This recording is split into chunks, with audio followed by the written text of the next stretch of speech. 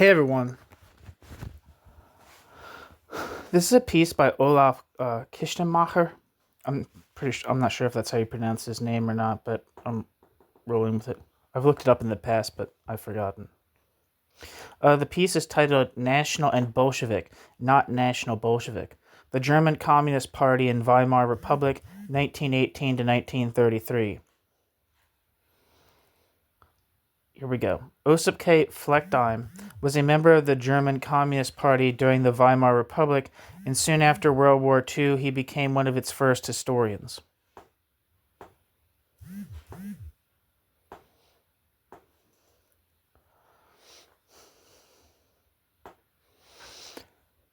In his Die Kommunistische Partei Deutschlands in der Weimar Republik, the German Communist Party in the Weimar Republic, published in 1948, Fleckheim, as a historian and contemporary witness, described how KPD policies developed in the years from 1918, 1919 to 1933.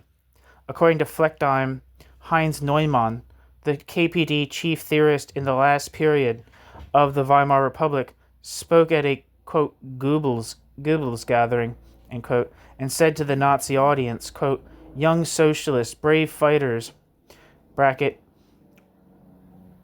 for the sake of, end bracket, the nation. The communists don't want, bracket, to get in, end bracket, any struggle among brothers with the National Socialists, exclamation point. Bracket, junge Sozialisten, exclamation point. Tapfere Kämpfer für die Nation.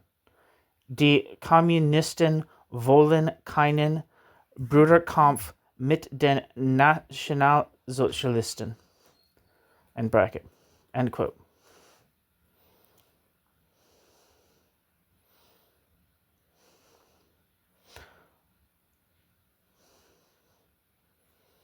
And there's a footnote.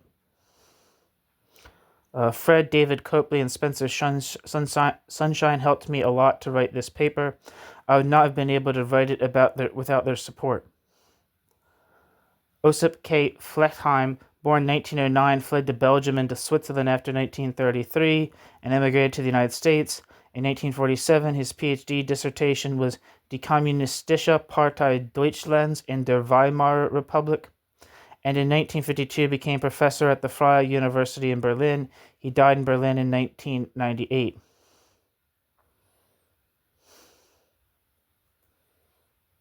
End footnote. Between 1930 and 1933, there are a number of examples of cooperation between the Nazi and Communist parties. The best known is the Berlin transport strike in November 1932. When Nazis and Communists stood, as Evelyn Anderson recalled, quote, arm in arm, end quote, in a, quote, perverted united front, end quote.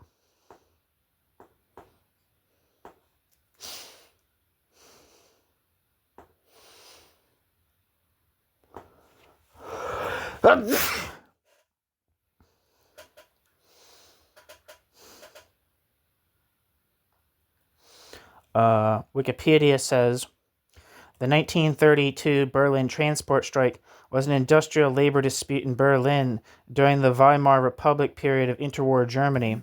The 1932 Berlin transport strike took place in the context of the November 1932 German federal election and was held on the 6th of November 1932. The employers, the Berliner Verkehrsgesellschaft, BVG, were responsible for public transport in Berlin. It is one of the most significant strikes in the last days of the Weimar Republic. The strike began on the 3rd of November. It was solid apart from one or two token trams run by management, which hardly any passenger boarded. On the 4th of November, the strike was declared illegal and armed police were placed on the few trams which made, quote, demonstrative trips, end quote. The strikers blocked depots, ripped up track, and fought with the police. There were over 500 arrests and 4 people were killed by the police. The strike ended on the 7th of November, 1932, the day after the elections. It was organized principally by the Revolutionäre Gewerkschaft opposition, or RGO, Revolutionary Trade Union Opposition, a union which had been founded by the Communist Party of Germany following their adoption of the concept of the Third Period, by which social democracy was castigated as social fascism. The strike was also supported by the Nazi labor union, the National Socialist Factory Cell Organization.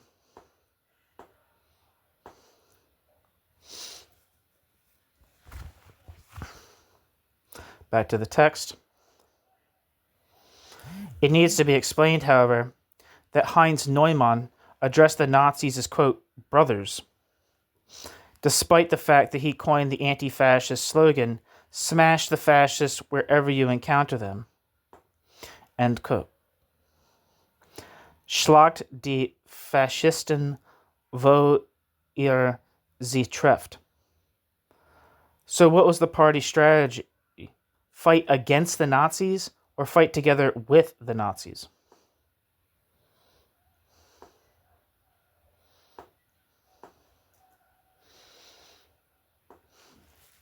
Wikipedia says, Heinz Neumann lived from 1902 to 1937 and was a German politician from the Communist Party and a journalist. Heinz Neumann was a member of the Communist International, editor-in-chief of the party newspaper Die Rote Fahne, and a member of the Reichstag. He was one of the many victims to Stalin's Great Purge.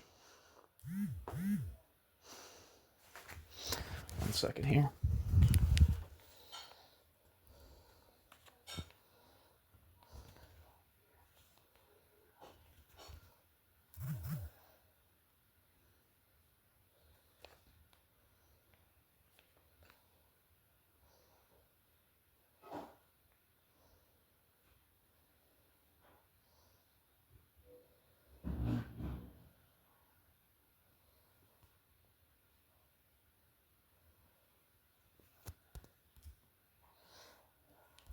Sorry about that. Back to the text. The German communists were always convinced that they represented the majority of the German people, the, quote, masses. So when the NSDAP gained a large following starting in the late 1920s, the KPD tried to, quote, win back, end quote, these people. Even after 1933, Arthur Rosenberg, who was a member of the KPD until 1927, wrote in his History of the German Republic that, quote,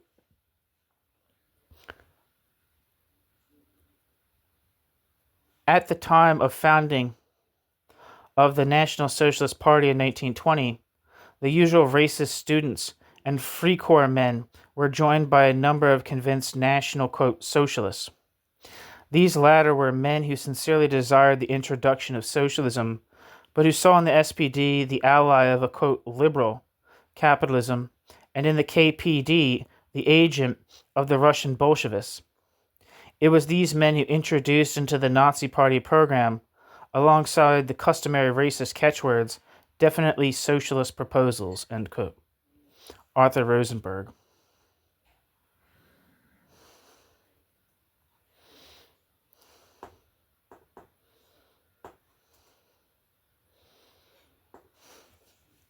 And Wikipedia says Arthur Rosenberg, or Arthur Rosenberg is probably how you actually say it, 1889 to 1943, was a German Marxist historian, writer, and politician. He served in the Reichstag from 1924 to 1928.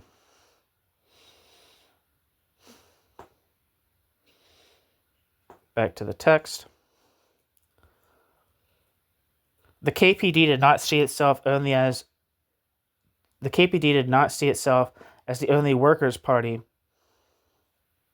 The KPD did not only see itself as the only workers' party. The KPD also presented itself as the only party that would defend the German people, quote, the nation, against, quote, international capitalism and imperialism. In 1930, the KPD passed a new party program. The program statement for the national and social liberation of the German people, or the Programmerklärung zur nationalen und sozialen Befreiung des deutschen Volkes.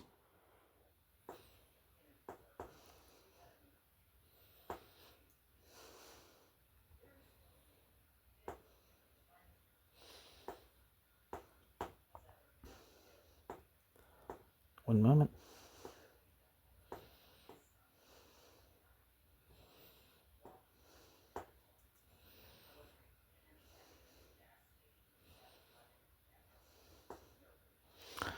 The communists even criticized the NSDAP for not being a nationalist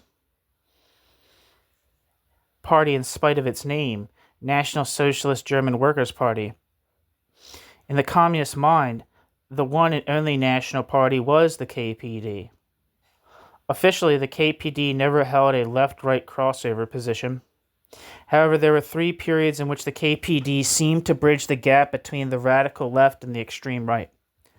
In 1920, when the National Bolshevist faction within the KPD was strong, in 1923, the year of the big economic crisis, and in the last 3 years of the Weimar Republic, when the NSDAP gained many followers, during which in 1932, the NSDAP representative, Gregor Strasser, spoke at the Reichstag of the, quote, anti-capitalist desire of the German people, end quote.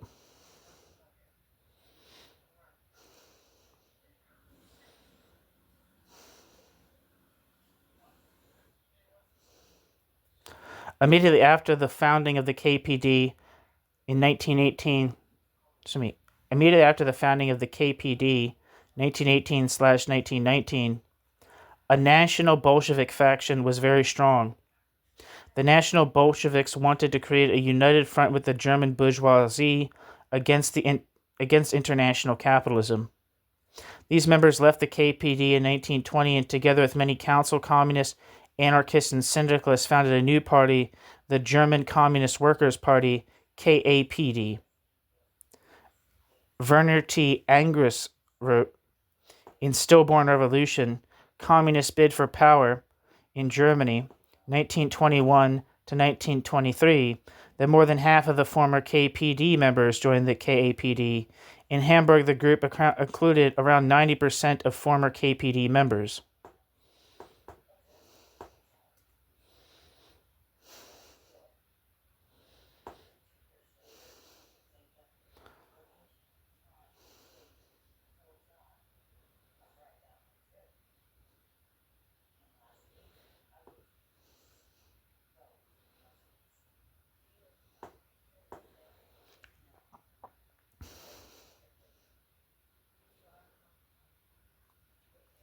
Footnote. See Werner T. Angus's book, Stillborn Revolution, The Communist Bid for Power in Germany, 1921 to 23. Also published in 1963, and Ursula Büttner, Politische Gerechtigkeit und sozialer Geist. Hamburg zur Zeit der Weimar Republik, 1985. Back to the text. End footnote. The party head of the KPD in Hamburg, Heinrich Laufenberg and Fritz Wolfheim, attacked Paul Levy, the leader of the party's Central, later called Central Committee, by saying that Levy was, quote, the Judah of the German Revolution, end quote, and as the historian Hans Manfred Bach put it, a, quote, agent of the Jewish international finance capital, end quote.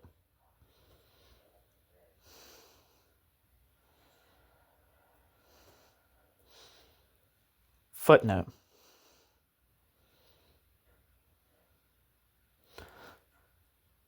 Never mind, no footnote.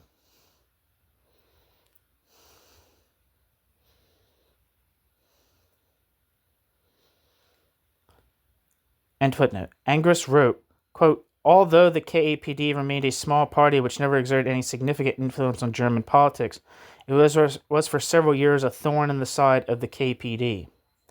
End quote. Angus, Stillborn Revolution. It is striking, however, how August Thalheimer, the leading theorist and editor of the International and the KPD daily newspaper Die Rote Fahne, criticized the Hamburg National Communists. Thalheimer agreed with them that communists fight for, quote, national liberation, end quote. The clue of Thalheimer's critique was that he accused Laufenberg and Wolfheim of not fighting for, quote, nation liberation, end quote. Because the Hamburg National Bolsheviks were willing to form an alliance with the bourgeoisie, Thalheimer argued that they ignored the capitalist class and that, quote, capitalism is completely indifferent against any nationality, bracket, dem Kapitalismus Nationalität völlig gleichgültig, end quote. I'll come back to this line of argumentation later. In 1923, during the second period, after the huge economic crises, the KPD seemed to take a national Bolshevist line. After the French army occupied the Ruhr to demand German reparations payments, the country was assailed by a great national temper. The economic crises, I think it's supposed to be so, I think it's just spelled wrong. The economic crisis, which was so severe that a trip to the grocery store would cost more than 1 million Reichsmark, seemed to raise the communist hopes for a German revolution. The KPD tried to win over the folkische opponents. Heinrich Brandler, the head of the party in 1923, argued that the KPD should attempt, quote, to divert the small stream of honest national enthusiasm into its own movement, end quote.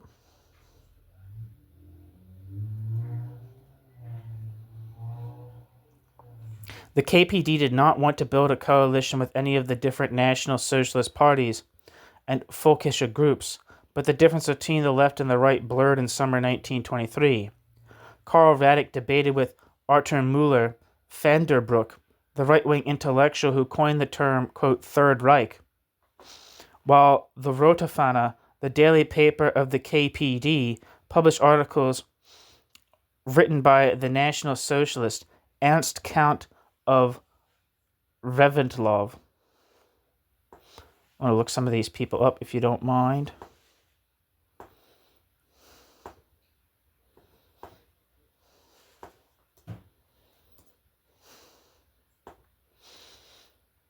Wikipedia says Arthur Wilhelm Ernst Victor Müller van den Broek lived from 1876 to 1925 and was a German cultural historian, philosopher, and key intellectual figure of the conservative revolution.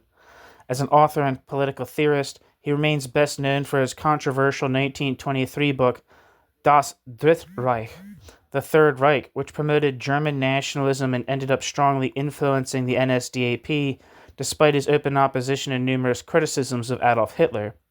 From 1906 to 1922, he also published Elisabeth Karik's first full German translation of Dostoevsky's written works.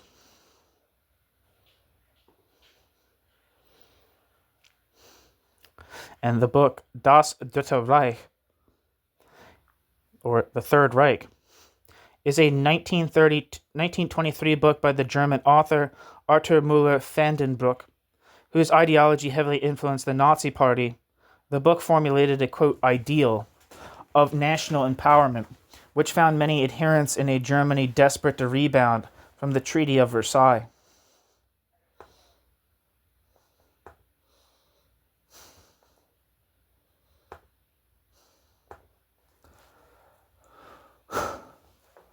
Back to the text.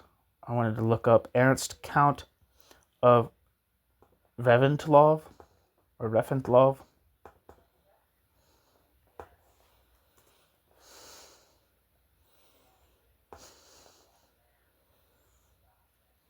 Wikipedia says Ernst Graf zu Reventlow lived from 1869 to 1943 and was a German naval officer, journalist and Nazi politician, a conservative aristocrat, and a German nationalist. He was a member of several right-wing parties before transferring his allegiance to Adolf Hitler and the Nazi Party in 1927. He was a long-serving deputy in the Reichstag of the Weimar Republic and Nazi Germany from 1924 until his death. Okay, back to the text. At a meeting of the Communist International, Karl Radek gave a speech in June 1923 in honor of the fascist Albert Leo Schlageter.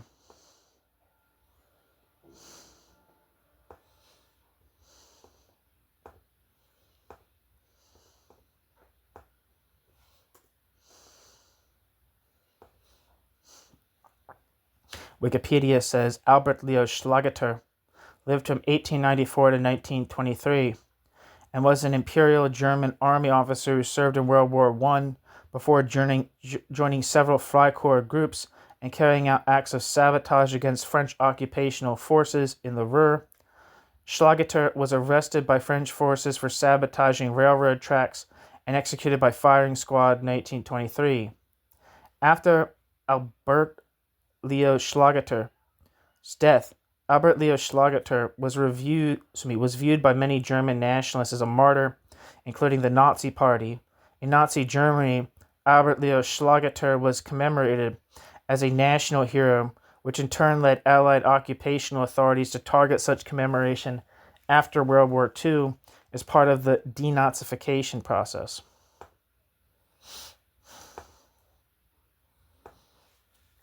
Back to the text.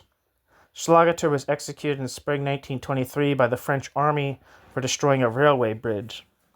Radek argued that although Schlageter was a member of the Freikorps and had fought against the communists, the, quote, fate of this German nationalist martyr should not be passed over by us in silence, end quote, because he fought for Germany against, quote, French imperialism, end quote. It was in this brief period that explicit anti-Semitic arguments can be found in the communist press. Ruth Fischer spoke at an event in which the KPD had invited, quote, especially, our Völkische opponents, end quote. Fischer attempted to win the nationalist stands who had gathered there over to the KPD, arguing, quote, you cry out against Jewish capital, bracket, Judenkapital, end bracket, gentlemen. Whoever condemns Jewish capital, gentlemen, is already a class warrior, even if he doesn't know it. You are against Jewish capital and want to eliminate the stock market jobbers. Rightly so. Trample the Jewish capitalists underfoot, hang the Jewish capitalists from the street lamps, stamp them out. But gentlemen, what is your attitude to the big capitalist, the Kluckner and Steines? End quote. Fischer was not the only one who took this approach.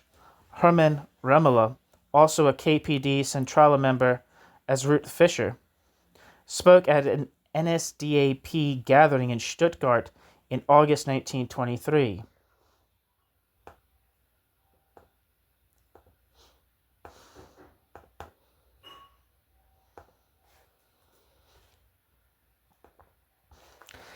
Remmele said, quote, you, the fascists, are purporting that you will fight against the Jewish finance capital. All right, go ahead. Agreed. Stormy applause from the fascists. Parentheses, stormy applause from the fascists, end parentheses. But you might not forget one thing. Industrial capital, exclamation point. Parentheses, interjections from the fascists. Quote, we fight that too, end quote, end parentheses. For finance capital is in reality nothing else but industrial capital. End quote. Hermann Remmele. Tom, dinner's ready. All right.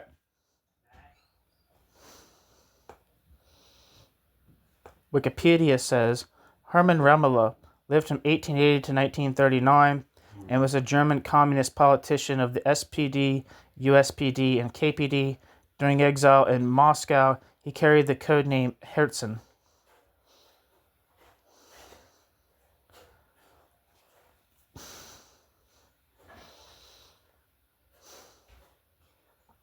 Back to the text.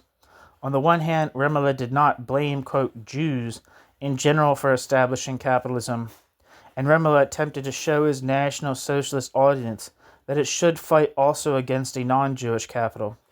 On the other hand, Remele agreed with his audience that there is an important, powerful, quote, Jewish finance capital. Remele identified, quote, Jews with the, quote, abstract dimension of capitalism, parenthesis, as Moishe Pistone argues, end parenthesis. It is worth noting that Ruth Fisher also took the same approach, identifying, quote, Jewish capital, end quote, with the, quote, stock market jobbers, end quote.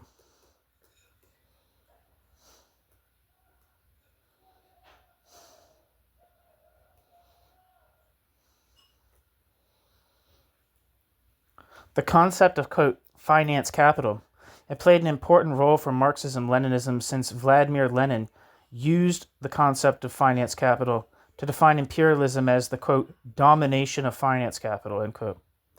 The term, quote, finance capital made it even easier to create an opposition between capitalism and the nation.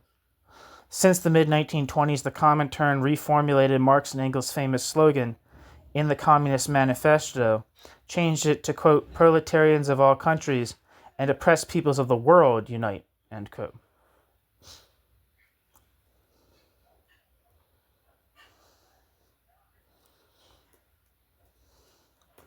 It is obvious that the term, quote, finance capital did not mean the same thing every time. Remele used it in 1923 in opposition to industrial capital, while Lenin maintained in imperialism, the highest stage of capitalism, that it meant, quote, the merging or coalescence of the banks with industry, end quote. Lenin. Footnote. See Lenin Imperialism. 12 years later, Georgy Dimitrov will use the term, quote, finance capital to define fascism as, quote, the open terrorist dictatorship of the most reactionary, most chauvinist, and most imperialist elements of finance capital, end quote. Georgy Dimitrov, the fascist offensive, and the tasks of the Communist International in the struggle of the working class against fascism. Main report delivered at the 7th World Congress of the Communist International. End footnote.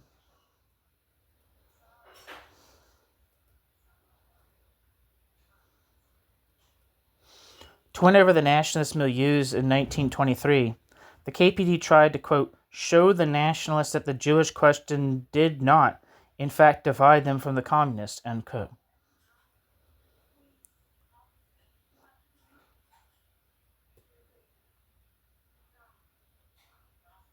Footnote.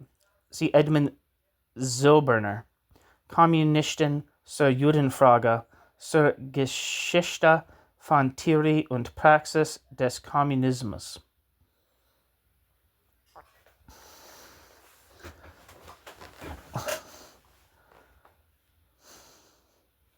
End footnote.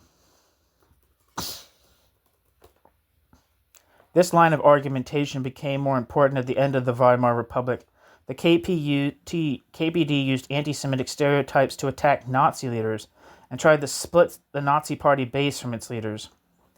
This caricature appeared on the 29th of July, 1923, in the special Anti-Fascist Day edition of the Rote Fahne, which was tellingly titled Deutschland's Weg, bracket, Germany's Path, end bracket. The caricature bore the title, Money Does Not Stink, does it?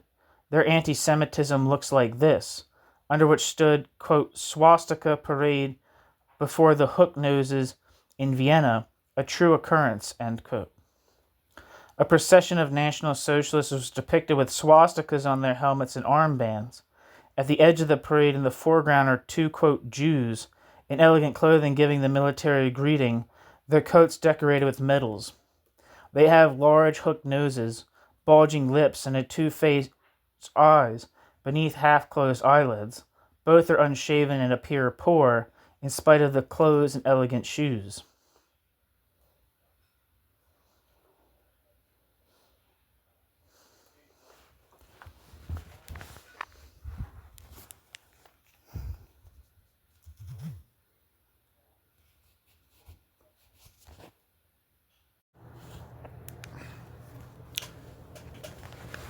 The special edition of the book Germany's Path, or the journal Germany's Path. Wait, what was it? Was it a journal?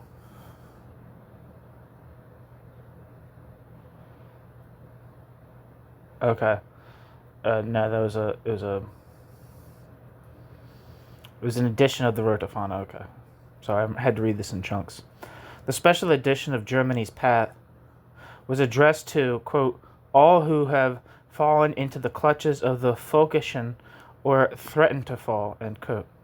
The Rotofana continued until 1933 to maintain that Nazis and, quote, Jewish capital, end quote, belonged together, that, quote, Jewish capital would be, quote, behind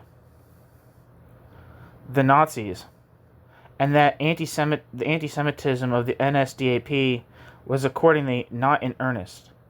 For although the KPD affected to criticize the anti-Semitism of the National Socialists with the caricature, it not only reproduced its supposed critique, the prevailing racist stereotype of, quote, Jewish features, but also even gave, quote, the Jews the blame for the strengthening of the National Socialist movement.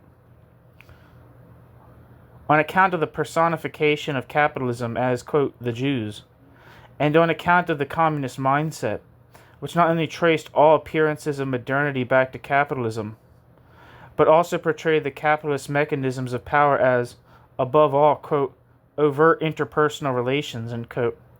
National Socialism was perceived not only as a consequence of capitalism, but even as the consequence of the direct impact of capitalists, because the caricature was only supposed to address the connection to anti-Semitism. No one besides the, quote, Jewish money donors was portrayed. In the last years of the Weimar Republic, the Jewish department store owner finances Nazi propaganda. It's an article from Die Rotofana, 29th of July, 1930. Another article says, Hitler proclaims the rescue of the rich Jews, published in Die Rotofana, 15th of November, 1931. Nazis for Jewish Capital, published in Die Rotofana, 7th of September, 1932. For the KPD and the Rotofana, the year 1923 ended with a half-year ban. For Jewish people in the Weimar Republic, 1923 ended with a frightening level of anti-Semitic violence.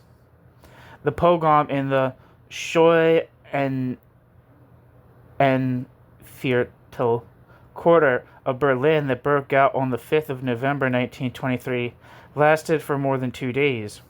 People were accosted openly in the streets, stripped and robbed, jeered at and chased through the streets wearing only their undergarments. This plundering was clearly directed exclusively against the Jewish people of the Berlin agricultural quarter. Quote, non-Jewish business owners labeled their stores with unmistakable signboards on which they identified themselves as, quote, Christian merchants in order to protect themselves from inadvertent plundering. Well, let me reread that sentence again.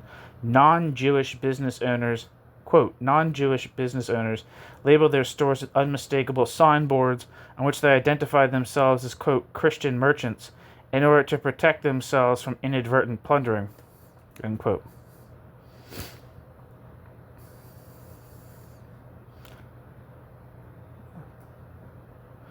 That quote was cited in an article by Rainer Silkenat, published in Mario Kessler's edited volume Arbeiterbewegung und Antisemitismus, Entwicklungslinien in 20 Jahrhundert.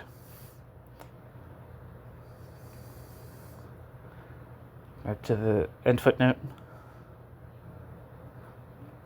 Now, these riots were understood as a, quote, anti-capitalistic, end quote, action, and that voters for the SPD and KPD could also have taken part in them, makes clear the warning which Vorwärts, the central organ of the SPD, published under the title Augen auf, Eyes Open, on the morning after the first riots. Quote, "Workers, comrades, you will not deal with capitalist exploitation by plundering the Jews. If today Kohn can no longer practice usury, tomorrow Tyson and Stinnes will practice usury all the more. The Jewish as well as the Christian exploiter, the black Jew as well as the white, will only fall when capitalism falls. Only an intervention at the roots of the capitalist economy of exploitation can save the German people." End quote. And that's from an article in SPD, an SPD article in Vorwärts from the 7th of November, 1923. End quote, or end footnote. With the second program since the party's founding, the program of the KPD for the national and social liberation of the German people of 1930, social and national liberation were unified. The line of argument was the same that August Thalheimer used in 1920 against the national Bolsheviks. Since the Nazis were connected to the capital, they were working together with, quote, international capital. The only party that defended the German people against this, quote, international threat was the Communist Party. For Remele, once again, quote, "the Jew was rich and powerful." The point of Remele's argument consisted in the conspiracy theory assertion that a single, quote, "rich and powerful Jew," end quote, stood behind the NSDAP and can from there pull the strings of power.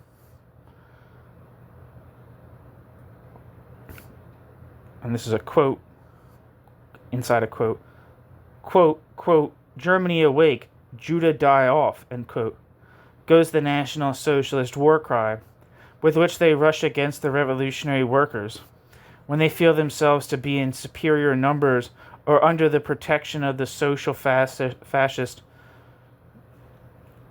Sorgibel police.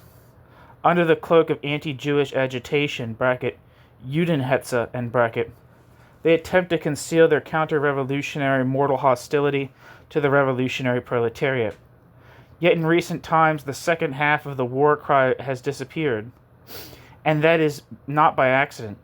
Accordingly, the regional leader, bracket, Gauleiter, end bracket, of Berlin, Dr. Goebbels, among others, has issued a party order that the cry, quote, "Judah die off," end quote, in the future may no longer be used. Soon afterwards, the bourgeois press reported that the National Socialist regional leadership obtained a large amount of money placed at its disposal by the Jew Jakob Goldschmidt, a multimillionaire and general director of the Donat Bank. End quote.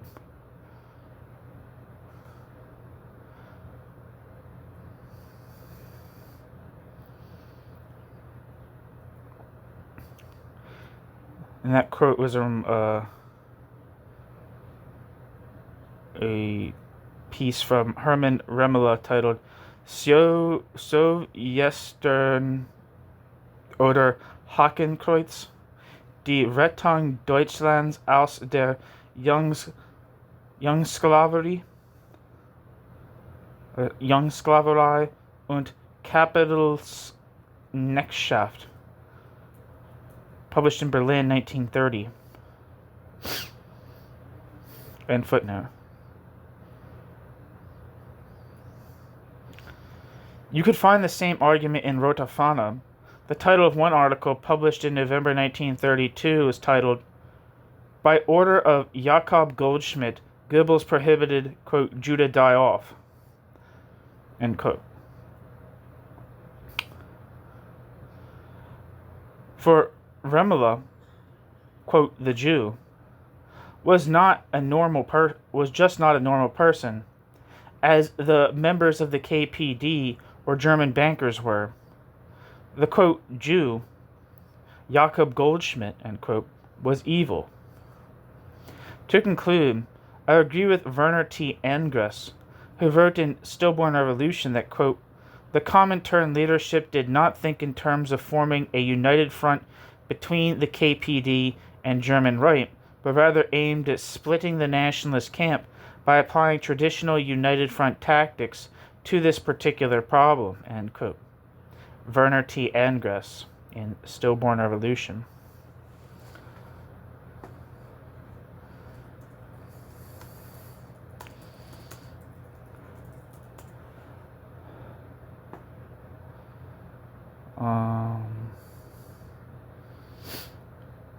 Yeah, I'll see any description for this book. I was seeing if there's any. In my view, it is misleading to perceive the line of the German Communist Party as a national Bolshevist policy, because the KPD did not want to build a coalition with the NSDAP or with the German bourgeoisie. However, the KPD presented itself as both a national and a Bolshevik party, and wanted to recruit Nazi Party rank-and-file members. So the KPD used anti-Semitic arguments in a specific, quote, anti-fascist context, and claimed that the Nazi leaders would work together with the, quote, Jewish capital. In a situation in which a populist and anti-Semitic movement gained support and the threat to Jewish people increased, the KPD reacted not only with a lack of solidarity, but rather with the anti-Semitic allegation that the, quote, Jews themselves were the blame for this development. From this portrayal, the communists of the Weimar Republic were intended to recognize that they had two enemies, the National Socialists and, quote, Jewish capital. That's the end of the piece. Thanks for listening.